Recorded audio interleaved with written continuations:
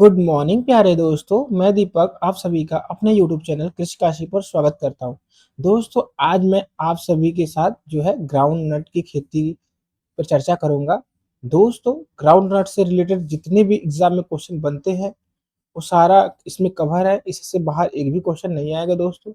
चाहे आप हिंदी मीडियम से हो चाहे इंग्लिश मीडियम से हो, बाईलिंगुअल नोट्स बना हुआ है, हैंड रिटन नोट्स कलरफुल और विथ डायग्राम, जिससे आपको आसानी से समझ में आ सके। दोस्तों, ये जो लेक्चर है जो मेरा, ये आप सभी को यूट्यूब पे मिल जाएगा और इसकी पीडीएफ जो है आप यदि चाहते हैं तो आप मेरे जो है इस पर जो एप्लीकेशन है कृषि काशी, उस पर जाकर आप एप्लीकेशन डाउनलोड करके वहाँ एनरोल करके कोर्स में इस पीडीएफ को पा सकते हैं। और मैं ये बताना चाहता हूँ दोस्तों कि जो ये मेरा क्लास है इसको बहुत अच्छी टीम द्वारा बनाई गई है।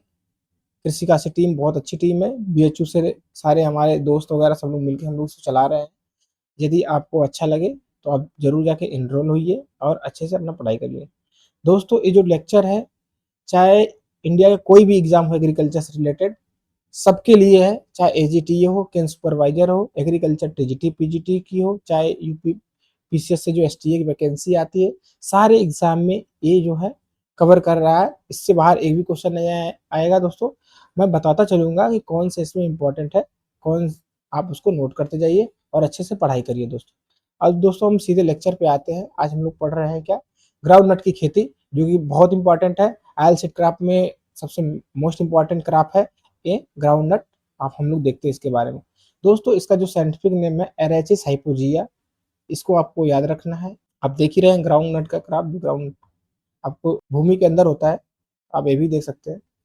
दोस्तों, ग्राउंड नट जो है, इसका नाम का उत्पत्ति कैसे हुआ इसके देखते हैं। एरेचिस का जो ग्रीक वर्ड होता है, एरेचिस का मतलब होता है ए लेग्यूम, एक दलहनी पौधा।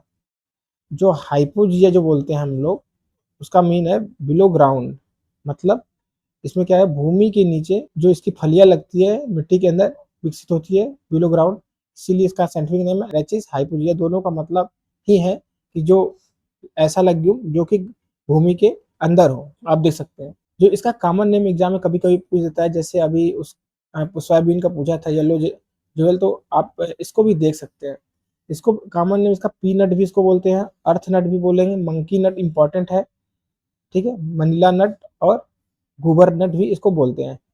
दोस्तों, कॉमन नेम भी एग्जाम में कभी कभी पूछ दिया जाता है, इस पर भी आप थोड़ा सा ध्यान दे ले। आगे चलते हैं। Groundnut is efficient cover crop. दोस्तों, ग्राउंड नट क्या करता है कि ये कवर क्रॉप का भी काम करता है, जिससे इरोजन कंट्रोल होता है। कवर क्रॉप वो क्रॉप होते हैं जो कि पूरे मतलब जमीन पे ही फैले रहते हैं, और जिससे क्या होता है कि उसमें आपका इरोजन बहुत कम होता है। आगे चलते हैं दोस्तों, इसका जो ग्लोबल स्टेटस देखते हैं क्या है ग्राउंड नट का। तो दोस्तों, ग्राउंड नट लगभग इंडिया में लगभग 35% एरिया, ग्लोबल एरिया को कवर करता है इंडिया के लिए, और 30% प्रोडक्शन में योगदान देता है। अब इसी साथ चाइना 17% एरिया है, लेकिन प्रोडक्शन उसका 34% है। आप ये दे सकते हैं। भारत के पास 35% एरिया है, लेकिन प्रोडक्शन कितना है, 30%। मतलब भारत का प्रोडक्टिविटी कम होगा इसलिए तो। और जस्ट जितना एरिया उसके दुगना उसका प्रोडक्शन है, आप देख सकते हैं। और कुछ इसके बारे में जानकारियां देखते हैं। इंडिया में क्या स्थिति है। तमिलनाडु में प्रोडक्टिविटी बहुत अधिक है, क्योंकि वहाँ पर जो है मूंगफली की रबी सीजन में क्रॉप ली जाती है, और जनरली ग्राउंडनट एक खरीफ सीजन का क्रॉप है भारत में, लेकिन साउथ में ये रबी सीजन में तमिलनाडु में उगाया जाता है।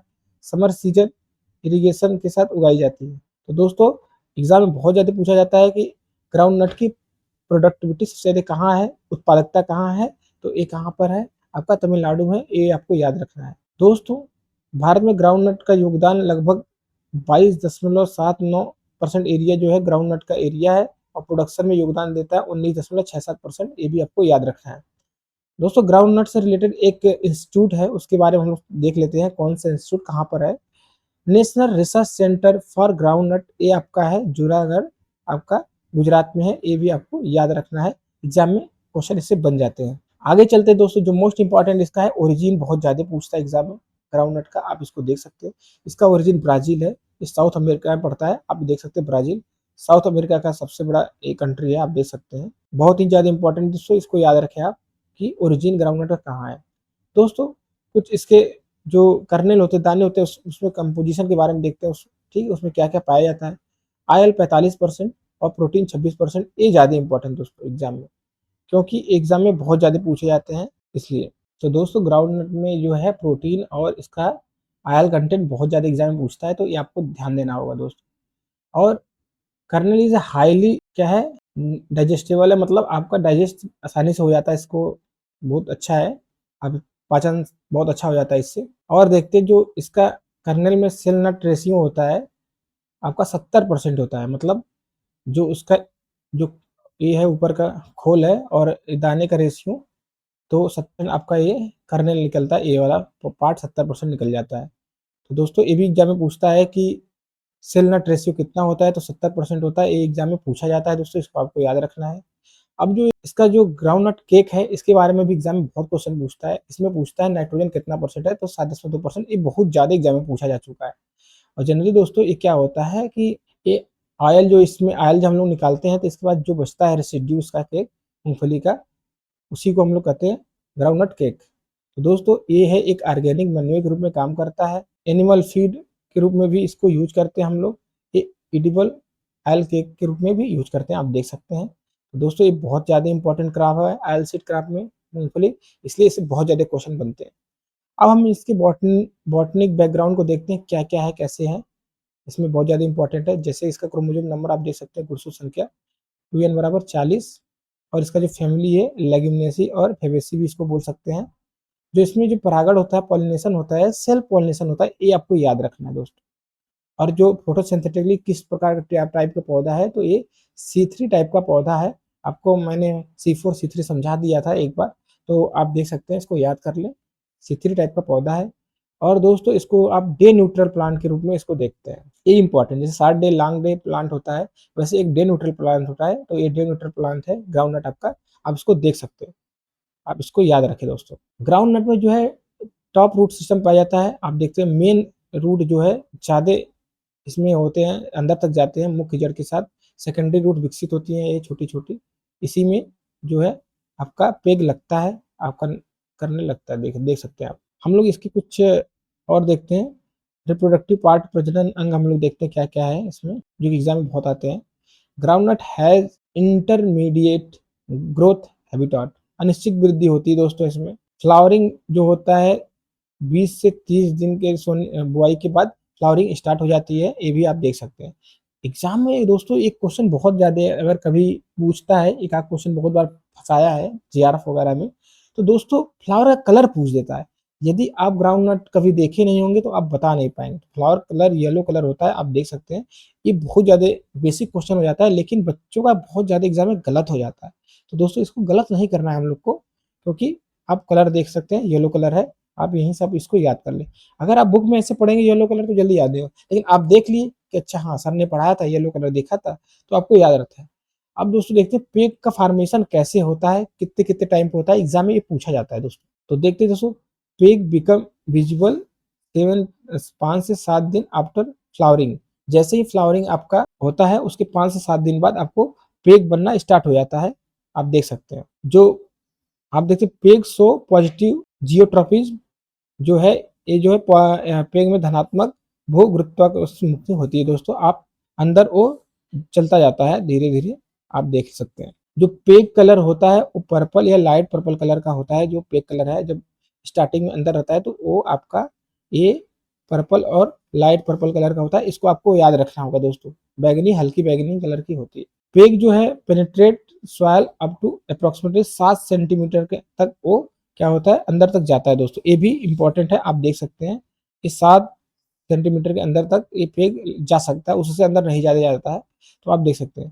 पेग सॉइल के अंदर जाने के बाद पेग डेवलप फ्रूट के रूप में होता है, तो आप देख सकते हैं जब अंदर गया तो ये ऐसा डेवलप हो जाता है, आप इसको देख सकते हैं। जो इसका फ्रूट है एग्जाम में बहुत ही ज्यादा पूछता है, जो बॉटनिकली फ्रूट जो है इसको पॉड कहते हैं, मेन है इसको लोमेंटम कहते हैं। ये बहुत ज्यादा एक एक होता है टर्माइंड मतलब कि इमली, और ये दोनों आपको देख सकते हैं, इसको लोमेंटम कहते हैं। ये एग्जाम में बहुत ही बार पूछा गया है, आपको बता दें दोस्तों, ये बहुत ही बार पूछा गया है, इसको आपको याद रखना है। फ्रूट के जो प्रकार है ये लोमेंटम है, इसको याद रखना है, आप इसको याद रखें, एग्जाम में ये क्वेश्चन बनेगा। आगे चलते हैं दोस्तों, इसका हम लोग क्लाइमेट देखते हैं, किस प्रकार की जलवायु में ये अच्छा ग्रोथ करता है। तो ग्राउंडनट के लिए एरिड एवं सेमी एरिड रीजन में होता है दोस्तों। आप देख सकते हैं राइपेनिंग के समय लगभग 1 महीने की गर्म एवं शुष्क जो है जलवायु बहुत ज़्यादा इसके लिए लाभदायक है। जो रेनफॉल चाहिए इसको 500 से 1000 mm पर ईयर, ये भी आप देख सकते हैं। रेनफॉल अच्छी एवं डिस्ट्रीब्यूटेड हो तो ज़्यादा अच्छी होती है, आप देख सकते हैं। आगे चलते हैं इसके सॉइल के बारे में देखते हैं। दोस्तों आपको मैं बता दूँ, यदि कोई भी जो क्रॉप है जो उसका मेन है ग्राउंड के अंदर होता है, ज़मीन के अंदर हो रहा है, तो आपके लिए दोस्तों लाइट टेक्सचर सॉइल इसके लिए, जैसे आप पोटैटो हो गया, आपका ग्राउंडनट हो गया, आपका स्वीट पोटैटो हो गया, आपका जो भी होता है जैसे मूली, गाजर जो भी होता है उसके लिए लाइट टेक्सचर सॉइल सबसे बेस्ट होता है। आप देख सकते हैं आप सैंडी लोम सॉइल इसके लिए बहुत अच्छा फेवरेबल है दोस्तों। आप देख सकते हैं क्योंकि अगर कॉम्पैक्ट सॉइल होगा, हार्ड सॉइल होगा तो उसमें क्या होता है पेग का फॉर्मेशन नहीं डेवलप नहीं हो सकता आसानी से। इसलिए आपको लाइट टेक्सचर सॉइल मतलब हल्की मिट्टी चाहिए, ढीली मिट्टी, भुरभुरी मिट्टी चाहिए। आप देख सकते हैं।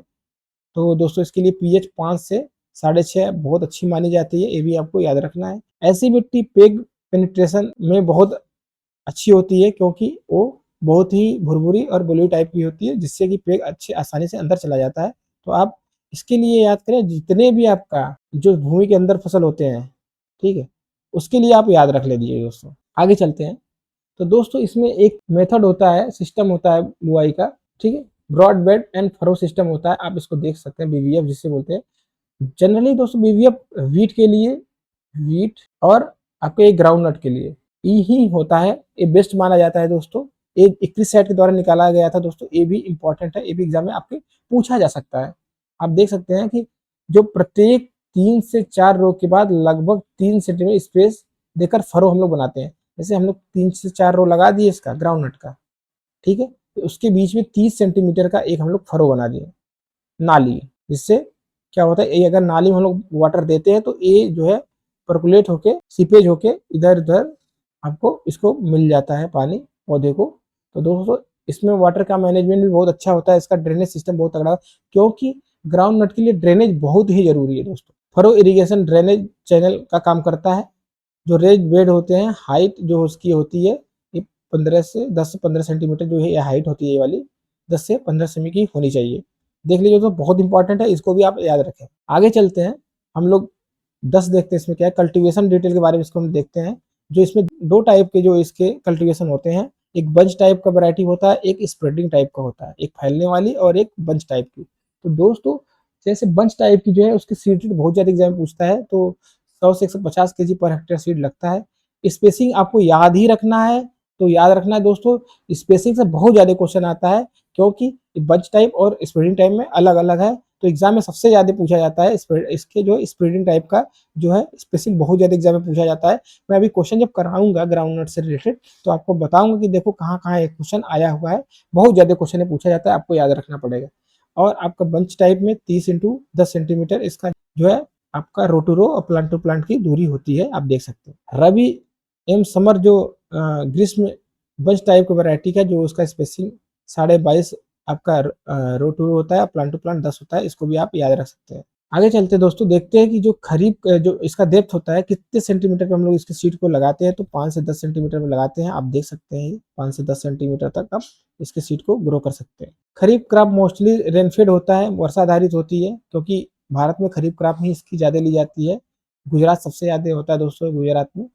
रबी ग्राउंड नट दक्षिण भारत में राइस फैलो के बाद हम लोग लेते हैं, जैसे राइस की कटाई के बाद तुरंत हम लोग लेते हैं। जो समर ग्राउंड नट जो होता है सेंट्रल एवं नॉर्थ वेस्ट इंडिया में उगाई जाती है, आप देख सकते हैं, इसको भी याद रख सकते हैं।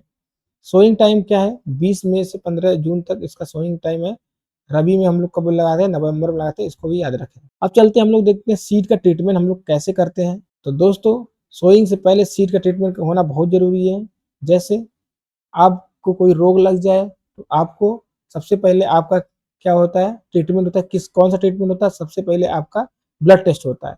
तो हम लोग सबसे पहले क्या करेंगे, सबसे पहले हम लोग करेंगे क्या कि आप पहले सीड को ट्रीटमेंट करेंगे। किससे करेंगे, ट्राइकोडर्मा हर्जुवियम के द्वारा, जो इसको विरिडी भी बोलते हैं। 4 ग्राम पर केजी सीड के साथ इसका हम लोग ट्रीटमेंट कर देंगे, आप देख ही सकते हैं इसको। आगे चलते हैं, वैरायटीज इंपॉर्टेंट है, 2-3 वैरायटियाँ बस उन्हीं को याद रखना है, ज़्यादा वैरायटी नहीं याद रखनी है, जो मैं बताऊँगा उसको याद रखेंगे और जब मैं कराऊँगा क्वेश्चन कि किस-किस एग्ज़ाम में, तो बस वही 2-3 वैरायटियाँ आती हैं एग्ज़ाम में, आप लोग देख सकते हैं। तो दोस्तों सबसे इम्पोर्टेंट वैरायटी बंच ये है, बंच टाइप गुच्छेदार वैरायटी है, तो सबसे इम्पोर्टेंट में कौशल है। कौशल बहुत ज़्यादा एग्ज़ाम में है, पूछता है चित्रा, ये सबसे ज़्यादा कौशल और चित्रा, चित्रा सबसे ज़्यादा आता है, फिर उसके बाद कौशल।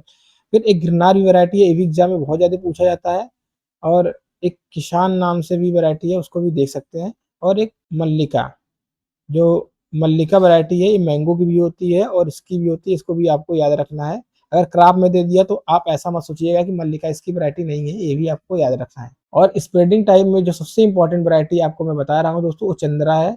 बहुत ही ज़्यादा पूछता है दोस्तों, चंद्रा हो गया, चित्रा हो गया, ये सब बहुत ही ज़्यादा पूछा जाता है, आप देख सकते हैं।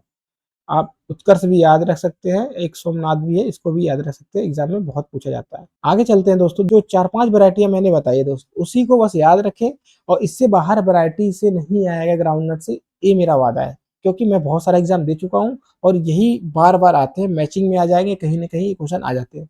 आगे चलते हैं। दोस्तों क्या होता है कि जो ग्राउंडनट में डोर्मेंसी हो जाती है, बहुत लंबे समय तक डोर्मेंसी रहती है, लगभग जो 2 से ढाई मंथ तक इसमें रेस्टिंग पीरियड होता है, फिर उसके बाद जर्मिनेशन होगा दोस्तों। अगर हम लोग हार्वेस्ट कर लेते हैं फिर उसमें डोर्मेंसी बहुत अच्छा रहता है।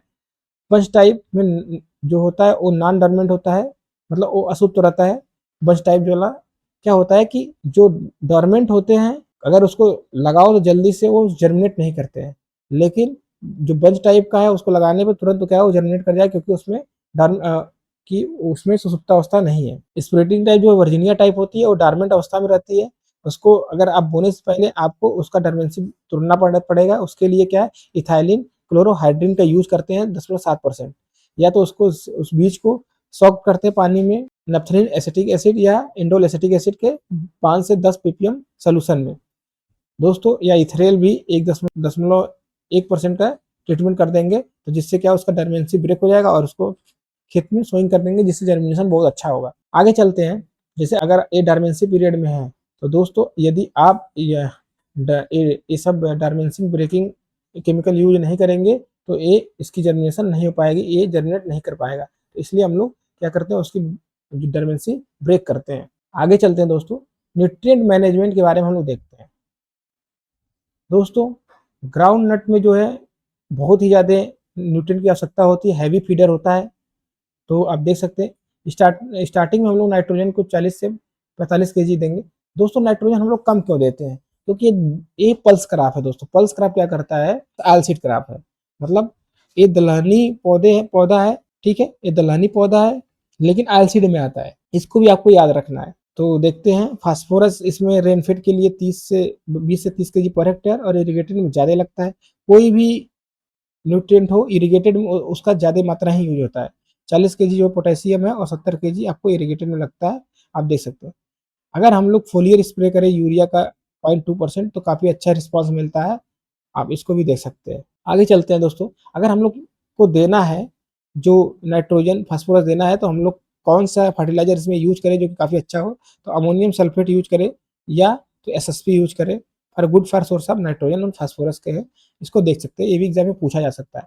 इससे जो बायो फर्टिलाइजर हम लोग यूज करते हैं राइजोबियम, लगभग 200 से 500 ग्राम पर हेक्टेयर हम लोग डालते हैं, जिससे कि नोड्यूल का फॉर्मेशन काफ़ी अच्छा होगा और आपके खेत में नाइट्रोजन का स्थिरीकरण बहुत ज़्यादा होगा। एटमॉस्फेयर से जो नाइट्रोजन का स्थिरीकरण होता है लेग्यूम पौधे के द्वारा, ये भी आप याद रख सकते हैं। फास्फोरस का क्या रोल होता है, आप देख सकते हैं, फास्फोरस रूट के डेवलपमेंट में रोल होता है। अगर रूट डेवलपमेंट होगा तो दोस्तों तभी जाके उसका कर्नेल बहुत अच्छे उसमें बनेंगे।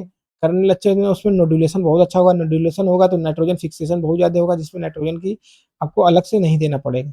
और अगर आपका फास्फोरस अच्छा है तो उसमें पेगिंग भी अच्छी सी होगी, ये भी आप याद रख सकते हैं। सेकेंडरी न्यूट्रिएंट एक कैल्शियम बहुत ही इंपॉर्टेंट है, इससे क्वेश्चन बनते हैं दोस्तों, आपको ये याद रखना पड़ेगा, क्योंकि इससे क्वेश्चन बनते हैं। क्योंकि कैल्शियम डिफिशिएंसी से प्रॉपिंग एक डिजीज होती है, इसमें प्रॉपिंग आपको दिखाएंगे क्या होता है। प्रॉपिंग में होता है कि जो कर्नेल है, कर्नेल में अंदर सीड ही नहीं बनते हैं अगर कैल्शियम की डिफिशियंसी हो जाएगी। अभी आगे और डिजीज आपको देखने को मिलेगा, फिजियोलॉजिकल डिजीज है, तो आप देख सकते हैं कि कैल्शियम बहुत ही ज़्यादा इंपॉर्टेंट है इसके लिए। Calcium is a essential cell formation के लिए, जो ऊपर का एक होल है इसके फॉर्मेशन के लिए और पेगिंग के लिए जो बहुत ज़्यादा इंपॉर्टेंट है। तो महत्वपूर्ण बात है कि कैल्शियम डेवलपिंग पॉड और पेग द्वारा डायरेक्टली एब्जॉर्ब किया जाता है। तो दोस्तों डायरेक्टली ये जो पॉड है और इसकी जो कर्नेल है उसके द्वारा डायरेक्टली एब्जॉर्ब किया जाता है, इसलिए कैल्शियम बहुत ही ज़्यादा इंपॉर्टेंट है। Calcium absorb directly developing pod and peg, आप देख सकते हैं, नॉट बाय रूट से, डायरेक्ट ले लेता है दोस्तों, पेग डायरेक्ट ले लेता है और रूट से कोई मतलब नहीं होता है, आप इसको भी याद रख सकते हैं। तो हम लोग कैल्शियम के लिए हम लोग बढ़ाने के लिए एक ऐसा चीज़ हम लोग डालते हैं उसमें, जिससे कि उसका आयल कंटेंट भी बढ़े और कैल्शियम की मात्रा भी बढ़े। तो दोस्तों आयल कंटेंट बढ़ाने के लिए आपको सल्फर चाहिए, तो दोस्तों उसके लिए हम लोग क्या देते हैं, जिप्सम क्या होता है, जिप्सम में कैल्शियम 29% होता है, ये भी एग्जाम में बहुत पूछता है, और सल्फर 18% होता है लगभग, ये भी आपका ठीक है दोस्तों। तो जिप्सम हम लोग देते हैं, जिससे कि क्या होता है कि उसका कैल्शियम का जो है पूर्ति हो जाती है और उसका जो पेगिंग वगैरह बहुत अच्छे से हो जाता है। तो दोस्तों मैं बता देता हूँ, जिप्सम की मात्रा हम लोग दें 250 केजी पर हेक्टेयर। कब देते हैं, एट द 30 डे सोइंग के प्री फ्लावरिंग के पहले देते हैं। फ्लावरिंग के पहले हम लोग जिप्सम दे देते हैं 250 केजी पर हेक्टेयर। दोस्तों जिप्सम बहुत ज़्यादा इंपॉर्टेंट, क्योंकि आयल कंटेंट भी बढ़ा रहा है, उसका क्वालिटी भी बढ़ा रहा है और आपको पेगिंग भी अच्छा हो रहा है, जिससे कि आपका प्रोडक्शन बहुत ही ज़्यादा हो जाएगा। आगे देखते हैं दोस्तों, बोरेक्स ये भी यूज़ कर सकते हैं। किसके लिए यूज होता है दोस्तों, पीक वेजिटेटिव फ्लावरिंग स्टेज पे। दोस्तों अगर बोरेक्स का हम लोग छिड़काव करेंगे फ्लावरिंग स्टेज पे, तो उसमें क्या होता है, जो प्रभावी होता है पेक के डेवलपमेंट पे, ये भी इंपॉर्टेंट है, आप इसको देख सकते हैं। आगे चलते हैं दोस्तों, इसमें हम लोग ग्रोथ रेगुलेटर भी यूज करते हैं। कहाँ कहाँ यूज करते हैं, किस लिए यूज करते हैं, इसके बारे में जानते हैं। मैलिक हाइड्रोजाइड हम लोग एमएच यूज करते हैं, किस लिए, मैच्योर पॉड के पानी के संपर्क में आने पर जर्मिनेशन को रोकता है दोस्तों। मैच्योर अपना पॉड है अंदर जमीन के अंदर, तो वो जर्मिनेट भी कर सकता है, लेकिन उसको रोकने के लिए हम लोग मैलिक हाइड्रोजाइड यूज करते हैं, ये भी एग्जाम में पूछा जा सकता है। लगभग 20 से 30 डे जो है पॉड डॉर्मेंसी इससे बढ़ जाती है, कि डॉर्मेंसी बढ़ जाएगी तो वो जर्मिनेट नहीं करेगा, जो कि सही रहेगा दोस्तों। मैच्योरिटी के आसपास अप्लाई किया जाता है, ये भी आप याद रखें। और हम लोग याद एक ये भी यूज करते हैं, नैप्थेलिक एसिटिक एसिड, ये एक्सेसिव वेजिटेटिव ग्रोथ एवं फ्लावरिंग को रेगुलेट करता है दोस्तों। फ्लावरिंग स्टेज पर अप्लाई किया जाता है, आप इसका देख सकते हैं, वर्धक इसका जो है नाम है, जो मार्केट में मिलता है वर्धक नाम से मिलता है, आप देख सकते हैं, या तो प्लानो विफिक्स के नाम से भी 20 ppm से मिलता है, जो कि आप ग्राउंडनट में अपना यूज कर सकते हैं, जिससे आपका क्या है, वेजिटेटिव ग्रोथ एंड जो एक्सेसिव होता है उसका कंट्रोल और उसको फ्लावरिंग को रेगुलेट करता है, ये भी आप देख सकते हैं, आप यहाँ से देख सकते हैं। आगे चलते हैं दोस्तों, देखते हैं इसमें क्या है, वाटर मैनेजमेंट, जो कि काफ़ी अच्छा होता है, और बिना वाटर मैनेज के आप कुछ भी नहीं कर सकते हैं, क्योंकि यदि वाटर लॉक कंडीशन हो गया तो पॉड वगैरह धीरे धीरे सड़ने लगते हैं, इसलिए ड्रेनेज की फैसिलिटी ग्राउंड में बहुत ही जरूरी होती है। एनुअल इरिगेशन हम लोग का रिक्वायर होता है 400 से 700 mm, बहुत ही ज़्यादा पूछा जाता है, अगर इसको सेमी में करेंगे तो 40 से 70 सेमी हो जाता है। Rabi and summer season groundnut के लिए कम से कम 6 से 10 इरिगेशन की आवश्यकता होती है, क्योंकि रबी सीजन में बहुत ही ज़्यादा इरिगेशन की आवश्यकता होती है। क्रिटिकल इरिगेशन पीरियड आप देख सकते हैं, पेगिंग होता है, इंपॉर्टेंट है, एग्जाम में पूछा जाता है कि आपका क्रिटिकल इरिगेशन स्टेज कब है, तो पेगिंग के समय इसको पानी देना बहुत ही जरूरी है। सेकंड पे आता है फ्लावरिंग और थर्ड पे आता है आपका पॉड फार्मेशन। तो आपको अगर एग्जाम में पूछे तो पेगिंग आप मार के आइएगा, एग्जाम में सही होगा आपका। आगे चलते हैं दोस्तों, देखते हैं वीड मैनेजमेंट, खरपतवार प्रबंधन। तो दोस्तों ये भी बहुत ज़रूरी है, क्योंकि आपको पता है कि अगर ग्राउंडनट में खरपतवार है तो क्या होता है, अगर हम कोई भी न्यूट्रिएंट देते हैं तो क्या कहते हैं, ये जो आपका वीड है, मान लो जो ये वीड है, ये मेन आपका क्रॉप है, अगर आप यूरिया देते हैं, ठीक है, 10 केजी यूरिया देते हैं, तो उसमें मान लो कि 20 ग्राम आपको नाइट्रोजन मिल रहा है, कुछ भी मिल रहा होगा, तो आधा ए ले लेगा 50%, अब 50% ए ले लेगा, तो दोस्तों 50% आपका लॉस हुआ। और दोस्तों जब लॉस हुआ, इसको मिल नहीं पाया, तो क्या क्या ये क्या होगा, इसका प्रोडक्शन कम हो जाएगा। तो दोस्तों तो इसलिए वीड का कंट्रोल बहुत जरूरी होता है। जैसे कि आपका सनलाइट आ रहा है, इसको सन की लाइट की बहुत जरूरी है, जिससे कि ये अपना भोजन बना सके, और वीड जाके इसको सेक लेते हैं, तो सनलाइट भी प्रॉपर नहीं मिल पाता है, जिससे कि उसका जो है प्लांट का ग्रोथ भी रुक जाता है। तो बहुत ही जरूरी होता है वीड कंट्रोल। तो कोई भी क्रॉप हो उसके लिए वीड कंट्रोल बहुत ही जरूरी होता है, आपको ये जानना चाहिए। देखते हैं, वीड में रिड्यूस ग्राउंडनट इल्ड 30 से 70% क्या है, इल्ड को रिड्यूस कर देता है दोस्तों, क्योंकि पानी भी कंपटीशन, पानी के लिए कंपटीशन करेगा, वाटर आपको टेम्परेचर के लिए, सनलाइट के लिए और न्यूट्रिएंट के लिए, सब चीज़ों के लिए ये क्या है, कंपटीशन करेगा मेन प्लांट से वीड, तो इसलिए बहुत जरूरी होता है। जो इल्ड का लॉस जनरली मोर ज़्यादा होता है बंच टाइप में देन स्प्रेडिंग टाइप के। स्प्रेडिंग टाइप की अपेक्षा बहुत ज़्यादा। और जैसे कि अगर इसमें वीड नहीं है तो इसका जो है ग्रोथ काफ़ी अच्छा होगा, आप इसको देख सकते हैं। इसमें पॉड वगैरह काफ़ी अच्छा लगेंगे। कुछ है कल्चरल मेथड है, आप देख सकते हैं दोस्तों।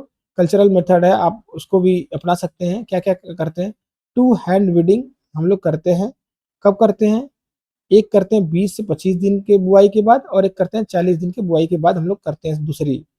यह पेगिंग शुरू होने से पहले किया जाता है। अगर पेगिंग जब स्टार्ट हो जाएगी तो हम लोग को ये होइंग वगैरह, बीडिंग वगैरह करना बंद कर देना चाहिए, क्योंकि दोस्तों डिस्टर्बेंस हो जाता है पेगिंग के समय, क्योंकि पेग ज़मीन के अंदर बनता है और आप बिना उसको डिस्टर्ब किए आप अपना होइंग नहीं कर सकते हैं या तो वीडिंग नहीं कर सकते।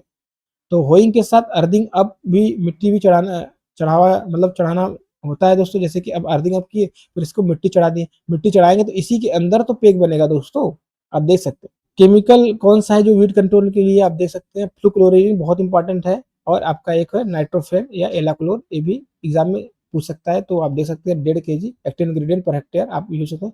प्री प्लांट इनकॉर्पोरेशन के समय यूज करते हैं, ये भी प्री इमरजेंस एप्लीकेशन है, आप देख सकते हैं। दोस्तों एक अल्फा टॉक्सिन कंटामिनेशन होता है जो इनके सीड में होता है, जो सीड होता है इसमें होता है, बहुत ही इंपॉर्टेंट होता है, एग्जाम में बहुत पूछा जाता है।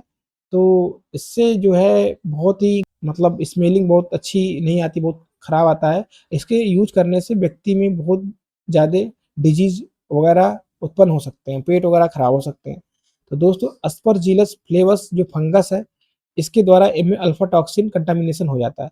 तो दोस्तों ये पूछा जाता है कि अल्फा टॉक्सिन कंटामिनेशन ग्राउंड में किसके द्वारा होता है? अस्परजिलस फ्लेवस फंगस के द्वारा होता है। ये आपको याद रखना है, एग्जाम में यही क्वेश्चन बहुत ज्यादा पूछा जाता है। क्यों? मूंगफली के दाने में, भंडारित दानों में हाई मॉइस्चर कंटेंट अगर रहता है, अगर आप जैसे कि कोई भी कर्नेल है उसको स्टोरेज करते समय कम से कम मतलब जो पल्स का जो ऑयल सीड क्राफ्ट है उसको 6 से 8% मॉइस्चर पर ही हम लोग क्या करते हैं, उसको स्टोरेज करते हैं। अगर इससे ज़्यादा हो जाता है तो उसमें क्या होता है, अल्फा टॉक्सिन बन जाता है दोस्तों, एस्परजिलस फंगस लग जाते हैं उस पर, इसका खतरा बढ़ जाता है। तो मैनेजमेंट क्या करें, स्टोर ग्राउंड जब हम लोग स्टोर करें ग्राउंडनट कर्नेल को, तो 8% मॉइस्चर रहे या उससे कम रहे, उससे ज़्यादा ना रहे, जिससे कि हम लोग रोक सकते हैं अल्फा टॉक्सिन कंटामिनेशन को। एग्जाम में पूछा जाता है दोस्तों, आप इसको याद रखें, बहुत ही ज़्यादा इंपॉर्टेंट है, इसको आप याद रखें। आप देख सकते हैं अल्फा टॉक्सिक, आप जैसे अस्परजिलस फ्लेवस है, ये क्या करता है, अटैक करता है ग्राउंड नट पर। अगर हाई मॉइस्चर रहेगा तो आप इसको याद, सुरक्षित भंडार के लिए कम से कम नमी 8% से कम रहनी चाहिए, उससे ज़्यादा नहीं रहनी चाहिए, आप देख सकते हैं।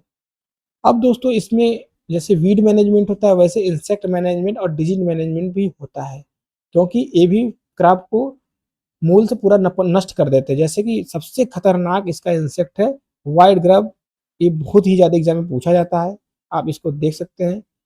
ठीक है, होलोट्रिचिया याद रखना पड़ेगा दोस्तों, बहुत ही ज़्यादा इंपॉर्टेंट है, ये एग्जाम में बहुत ही पूछा जाता है। आप देख सकते हैं कि जो इसका सिम्टम्स है कैसे आपको पहचान में आएगा, जैसे लाइट सॉइल में प्रमुख रूप से रूट्स और नोड्यूल को काट कर खाते हैं दोस्तों। ये मेन रूट को क्या है, ग्रिल्ड करने से पौधा क्या होता है, खाने से पौधा पीला पड़ जाता है, मुरझा जाता है और अंत में वो डेथ कर जाता है, आप देख सकते हैं। जो इसके मैनेजमेंट के लिए, व्हाइट ग्रब के मैनेजमेंट के लिए हम लोग को क्या करता है, गर्मी में डीप प्लाविंग करनी पड़ती है, और सीड क्या है, ड्रेसिंग विथ और सीड का ट्रीटमेंट करते हैं क्लोरीपरीफास से 20 इसी से, आप इसको भी देख सकते हैं। तो दोस्तों समर डीप प्लाविंग से क्या होता है कि इसमें जो उसके अंडे वगैरह होते हैं जो इंसेक्ट के, वो सब गर्मी खा सब मर जाते हैं, डेड कर जाते हैं, इसलिए आपको ग्राउंड नट से पहले उसकी जुताई समर में करनी पड़ेगी। आगे चलते हैं, लीफ माइनर एक इंसेक्ट है, ये भी देख सकते हैं क्या करता है कि लीफ को ही वो माइनर कर देता है, मतलब छेद कर देता है, देख सकते हैं ऐसे ऐसे करके बना देता है। इसमें क्या होता है, पूरे खेत में बर्ड अपीयरेंस होने लगता है और जला हुआ दिखाई देता है लीफ। इसके लिए रेजिस्टेंट वैरायटी आप इसको याद रख सकते हैं, ICGV 86 031 और NRCG 23 23, इसको आप याद रख सकते हैं। एक और इंसेक्ट बहुत खतरनाक होता है एफिड, इसके लिए एफिस गोसिपी, आप देख सकते हैं, एडल्ट और निम्फ। तो दोस्तों एग्जाम में बहुत पूछता है, एंटोमोलॉजी से अगर क्वेश्चन आता है कि एफिड का कौन क्रॉप को अफेक्ट करता है, तो एडल्ट और निम्फ दोनों मिलकर उसको अटैक करते हैं और फसल को नुकसान पहुंचाते हैं, ये आपको याद रखना पड़ेगा। Growing tips and young foliage के रस चूसते हैं, इसके लिए क्या होता है, ये क्लोटिक पैचेज बना देते हैं, लीफ कर्ल हो जाता है और फ्लावरिंग एंड पॉड का फॉर्मेशन प्रभावित हो जाता है इससे। क्योंकि प्रभावित इसलिए होता है क्योंकि अगर अगर आपका लीफ ही आपका डैमेज हो गया, फ्लावर ही डैमेज हो गया, तो क्या होगा कि आपका जो पौधा है, लीफ डैमेज होने से फोटोसिंथेसिस नहीं कर पाएगा, जिससे भोजन नहीं बना पाएगा। अब भोजन नहीं बना पाएगा दोस्तों, तो क्या होगा, डायरेक्टली इफेक्ट करेगा आपको फ्लावरिंग और पॉड फॉर्मेशन पे। इसके लिए हम लोग यूज करते हैं डायमेथोएट यूज करते हैं, स्प्रे करते हैं 0.005% के घोल में। आप देख सकते हैं एक सबसे इंपॉर्टेंट है जो कि एग्जाम में आ सकता है आपके, अभी वाइट ग्रब और सेकंड नंबर पर सबसे ज्यादा इंपॉर्टेंट है थिक थ्रिप्स टेबेसिस को बोलते हैं दोस्तों। ये क्या करता है, फ्लावर और फ्लोएड लीफ लेप में रहते हैं, सैप सकिंग से अपर सरफेस और व्हाइट पैचेज बनाते हैं, lower surface and necrotic patches बनाते हैं। दोस्तों जो थ्रिप्स होता है ये इसलिए ज्यादा इंपॉर्टेंट है क्योंकि ये क्या करता है कि एक डिजीज है बहुत खतरनाक, इसमें एक डिजीज है, इसको बोलते हैं ये वाला डिजीज बड निक्रोसिस। इसका वेक्टर का काम करता है, अभी मैं इसको पढ़ाऊंगा आपको बता दूं, इसलिए इंपॉर्टेंट है। थ्रिप्स क्या कहता है, वेक्टर का काम करता है। आप बर्ड निक्रोसिस के आप देख सकते हैं, थ्रिप्स क्या है, vector of bird necrosis virus disease के। तो बर्ड निक्रोसिस वायरल डिजीज है, इसका वेक्टर काम करता है थ्रिप्स, इसलिए इसको कंट्रोल करना बहुत ही जरूरी है। इसके लिए रेजिस्टेंट वैरायटी है IC 86 031, एक कदरी V3 है। इसके लिए क्या है, ट्रैप क्रॉप हम लोग पर मिलेट और कैस्टर और पिजन भी लगाते हैं। तो ये भी एग्जाम में पूछा जा सकता है कि थ्रिप्स कंट्रोल के लिए कौन सा हम लोग लगाते हैं ट्रैप क्रॉप, ये भी एग्जाम के लिए पूछा जा सकता है। लेकिन ये सबसे ज्यादा इंपॉर्टेंट है कि वेक्टर है बर्ड निक्रोसिस का, बर्ड निक्रोसिस वायरल डिजीज है, आप इसको याद रखें, बहुत एग्जाम में पूछता है। एक नोट करके मैंने आपको ऊपर भी पढ़ाया था, फिजियोलॉजिकल डिसऑर्डर है पॉपिंग। पॉपिंग बहुत ज्यादा इंपॉर्टेंट है। पॉपिंग में क्या होता है कि जो ये कर्नेल है इसमें नट्स ही नहीं बनते हैं, नट्स ही नहीं बनते हैं दोस्तों, क्योंकि कैल्शियम डिफिशियंसी हो जाती है, तो नहीं बनता है दोस्तों। ये आपको याद रखना पड़ेगा, एग्जाम में बहुत ज्यादा पूछा जाता है, 100% इसको आप लोग याद रखें, एग्जाम में आ सकता है कि पॉपिंग किस न्यूट्रिएंट की डिफिशियंसी होता है, तो कैल्शियम की डिफिशियंसी होता है। आपके सामने ही सर मतलब दोस्तों दिख रहा है। इसमें पॉड के अंदर कर्नेल विकसित नहीं होते हैं, आप देख सकते हैं कर्नेल विकसित नहीं हो रहे हैं, और पॉड के अनफिल्ड होते हैं, दाना रहित होते हैं, आप देख सकते हैं दाना रहित है। तो ऐसे आपको याद हो जाएगा। आपको विजुअल आप देख रहे होंगे तो आपको कैसा लग रहा हो, आपको सीधे याद हो जा रहा होगा दोस्तों। ऐसा नोट्स बनाया गया है आप लोग के लिए, बहुत ही मेहनत करके मेरे टीम के द्वारा ये नोट्स बनाया गया है। आप लोग आनंद ले, अच्छे से पढ़ाई करें और अपने सफलता को प्राप्त करें। अब लोग हम लोग आगे चलते हैं डिजीज मैनेजमेंट पे, रोग प्रबंधन पे। ये भी बहुत ही ज्यादा इंपॉर्टेंट होता है दोस्तों। एक डिजीज सबसे ज्यादा फेमस होता है टिक्का। एग्जाम में अगर इससे डिजीज से क्वेश्चन बने तो एक बर्ड निक्रोसिस और टिक्का बहुत ज्यादा इंपॉर्टेंट है। इसमें जो जैसे अर्ली में जब लगता है तो सर्कोस्पोरा, ठीक है, रेचिक डिकोला लगता है दोस्तों, और लेट में जब लगता है तो सर्कोस्पोरा पर्सोनाटा, दो ठे जो है इसके कारक है, कवक फंगस है, आप देख सकते हो दोस्तों। ये जो है क्या एयर बॉर्न डिजीज है। बुआई के 10 से 28 दिन पर ये लोअर लिप्स, ठीक है, अपर सरफेस पर, लोअर लिप्स के अपर सरफेस पर पेल एरिया बनाते हैं, जैसे देख रहे हैं पीला पीला एरिया बनाते हैं। बाद में ये येलो स्पॉट तथा निक्रोसिस से निक्रोटिक विकसित करते हैं, आप इसको देख सकते हैं स्लीप को, यही इसका सिम्टम है। ऐसा सिम्टम अगर आपको ग्राउंड नट के खेत में दिखे तो आपको पता चल जाना चाहिए कि उसमें टिक्का डिजीज लग चुका है। तो इसके कंट्रोल के लिए हम लोग क्या क्या करेंगे दोस्तों, 15 डे अर्ली प्लांटिंग, हम लोग सोइंग करेंगे, 15 दिन पहले इसकी सोइंग कर देंगे, मतलब अर्ली सोइंग करेंगे। जो भी इसका मेन डेट है उससे 15 दिन पहले कर देंगे तो इसमें ये डिजीज का प्रकोप थोड़ा कम हो जाएगा। या तो रेड ग्राम या कैस्टर के साथ हम लोग 2:4 रेशियो में इंटर क्रॉपिंग कर देते हैं, जिससे एक टिक्का डिजीज उसमें नहीं लगता है। या बावेस्टिन से 0.05% प्लस मुनकोजीब 0.02% के घोल का हम लोग 2 से 3 सप्ताह के अंदर पर हम लोग 4 से 5 वीक में इसको छिड़काव कर देंगे, इससे भी कंट्रोल हो जाता है। आगे चलते हैं, हम लोग देखते हैं रस्ट के बारे में दोस्तों। ये जो रस्ट इसमें लगता है, लीफ की लोअर सरफेस जो है ऑर्गेने रेड, और जो है चेस्टनट जो होते हैं, ठीक है, ब्राउन अंडर स्पॉटल बनते हैं इसमें। बाद में अपर सरफेस एवं अन एरियल पार्ट में भी इसका जो है सिम्टम दिखाई देते हैं। इसके लिए रेजिस्टेंट वैरायटी यूज करते हैं, आप देख सकते हैं GT51, GT52 एंड TKG, आप इसको भी याद कर सकते हैं। आगे चलते हैं, कॉलर रॉट लगता है दोस्तों, ये जड़ के पास लगता है, आप देख सकते हैं कॉलर के पास लगता है जड़ के, आप देख सकते हैं। अस्परजिलस नाइजर, आप देख सकते हैं सीड एंड एयरबॉर्न डिजीज है, फंगल डिजीज है। सीडलिंग के समय कॉलर रीजन पे ये क्या करता है, संक्रमित करता है। जब सीडलिंग हम लोग लगाते हैं स्टार्टिंग में ही ये लगता है दोस्तों, जिस पर ब्लैक फंगस स्पोर दिखाई देते हैं, आप देख सकते हैं इसको ऐसे ब्लैक कलर। तो इसकी कंट्रोल के लिए डीप प्लाविंग करेंगे, क्रॉप रोटेशन करेंगे ग्राउंड नट को वीट के साथ, ये भी देख सकते हैं। सीड ट्रीटमेंट करेंगे हम लोग थीरम के साथ, 5 ग्राम पर केजी सीड को हम लोग यूज करेंगे।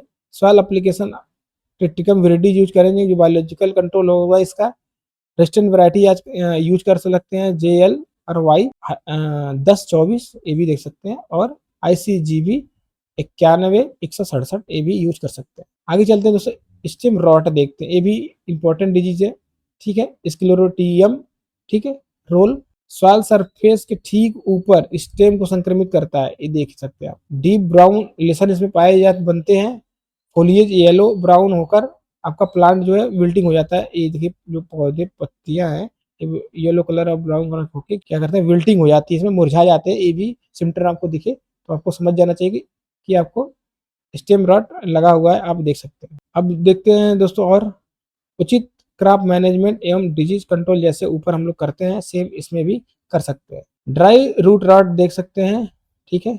मैक्रोफोमिया आपको यहाँ के द्वारा होता है दोस्तों, स्मॉल लेटरल रूट के ग्रोइंग पॉइंट पर, बाद में इसे मेन रूट को भी संक्रमित कर देता है, ये भी देखते हैं। इसमें भी मतलब आप रेजिस्टेंट वैरायटी लगा सकते हैं, क्रॉप रोटेशन वगैरह भी अपना सकते हैं, सेम वही सब होता है दोस्तों। नेक्स्ट है दोस्तों बड निक्रोसिस, आपको मैं बता ही दिया हूँ, सबसे ज्यादा खतरनाक है दोस्तों, वायरल डिजीज है। इसका वेक्टर थ्रिप्स, जो इसका वेक्टर है, बहुत टर्मिनल बर्ड और निक्रोसिस कर देता है, टर्निंग एक्सिलरी सूट को, ठीक है, प्रोलिफेरेशन एंड मॉल फॉर्मेशन कर देता है। देख रहे हैं मॉल फॉर्मेशन हो जाता है इसमें दोस्तों, इंपॉर्टेंट है। थ्रिप्स कंट्रोल के लिए रोगर यूज करते हैं, आप देख सकते हैं 400 ml पर हेक्टेयर स्प्रे करते हैं, आप इसको भी देख सकते हैं। तो दोस्तों ग्राउंड नट जो कल्टीवेशन है खत्म हो गया है दोस्तों। आप लोग को कैसा लगा आप लोग बताइएगा, कमेंट जरूर करिएगा। और आप लोग को PDF चाहिए होगा तो आप लोग कृषि काशी के जो एप्लीकेशन है उस पर जाके इनरोल करें, अच्छे से वहां जाके पढ़ाई करें। और जो भी एग्जाम है, आगामी एग्जाम आप लोग, चाहे शुगर केन सुपरवाइजर हो, चाहे TGT PGT हो, चाहे आपका एग्रीकल्चर जो PCS से अभी वैकेंसी आने वाली है, SDO की, STA की, या DHO की, तो उसके लिए भी तैयारी करनी है तो आप हमारे चैनल से जुड़े और जाके अच्छे से आप तैयारी करें। दोस्तों मेरा काम है आप लोग को अच्छे से नोट्स प्रोवाइड करना, बाईलिंगुअल नोट्स, और आपको आसानी से समझ में आए, बिल्कुल एकदम विजुअल करें, उसको महसूस करें, जिससे कि आपको याद हो। दोस्तों आप अच्छे से पढ़ाई करें, आप अगर जुड़ेंगे तो 100% आपको सफलता मिलेगी, और आपका जो 2-4 नंबर से सभी एग्जामों में रुक रहा है वो रुकेगा नहीं, आपका होगा। आप अच्छे से पढ़ाई करें और आप जाएं, प्लीज़ एप्लीकेशन जाएं और एनरोल करें वहाँ पर, और अपने कोर्स को आगे बढ़ाएं। आज के लिए इतना ही, धन्यवाद।